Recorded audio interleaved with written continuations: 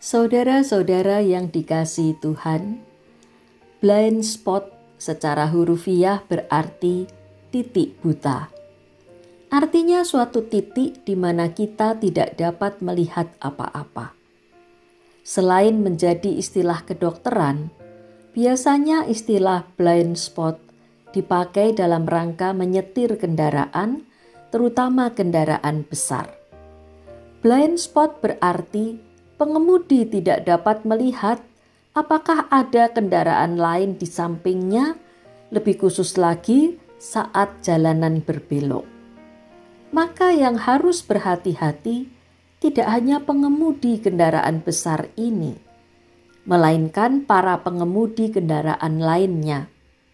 Jangan berada atau menyalip sembarangan, karena ada wilayah blind spot di mana pengemudi kendaraan besar tidak dapat melihat kendaraan lain di sebelahnya atau di depan dan belakangnya. Saudara-saudara yang dikasihi Tuhan, tidak hanya dalam mengemudi ada blind spot, tetapi dalam diri setiap orang sebenarnya ada blind spot juga. Artinya, ada titik di mana kita tidak dapat melihat kelemahan diri kita, atau ada kelemahan dalam diri kita yang tidak kita lihat. Itu sebabnya kita membutuhkan pertolongan orang lain untuk membantu kita melihat blind spot kita, melihat kelemahan kita yang tidak kita lihat. Jika tidak, maka kita hanya melihat kelemahan orang lain, tetapi tidak menyadari kelemahan kita sendiri. Pendeta Daud Adi Prasetya pernah menuliskan cerita khayalnya. Suatu hari ia naik sepeda motor dan berpapasan dengan seorang gadis cantik yang juga naik sepeda motor. Pak Daud melihat gadis itu lupa mematikan lampu sein.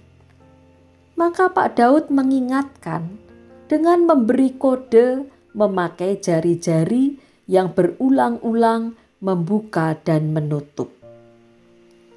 Tetapi gadis itu menjawab dengan melakukan hal yang sama. Waduh, gadis itu tidak mengerti maksud saya, pikir Pak Daud. Tapi setelah beberapa saat, Pak Daud sadar ternyata lampu sein di sepeda motornya juga menyala. Pantas gadis itu menjawab dengan kode yang sama. Ternyata lebih mudah melihat kesalahan orang lain, padahal diri sendiri juga melakukan hal yang sama. Peribahasa mengatakan, kuman di seberang lautan tampak, gajah di pelupuk mata tidak tampak. Itulah blind spot. Saudara-saudara yang dikasihi Tuhan, Yesus mengingatkan murid-murid dan orang banyak dalam pengajarannya di atas gunung atau khotbah di bukit. Jangan menghakimi. Yesus memakai gambaran yang mirip dengan peribahasa tadi. Mari kita baca Matius 7 ayat 3 dan 4. Mengapakah engkau melihat selumbar di mata saudaramu, sedangkan balok di dalam matamu tidak engkau ketahui? Bagaimanakah engkau dapat berkata kepada saudaramu, biarlah aku mengeluarkan selumbar itu dari matamu, padahal ada balok di dalam matamu? Selumbar adalah bubuk kayu. Selumbar pada mata orang lain tampak, tapi balok pada mata kita sendiri tidak tampak. Keluarkan dulu balok itu sebelum menyuruh orang lain mengeluarkan selumbar dari matanya. Jangan menghakimi, karena kita masing-masing memiliki kelemahan yang tidak kita lihat, blind spot dalam diri kita. Saudara-saudara yang dikasihi Tuhan, bagaimana cara mengeluarkan balok dari mata kita?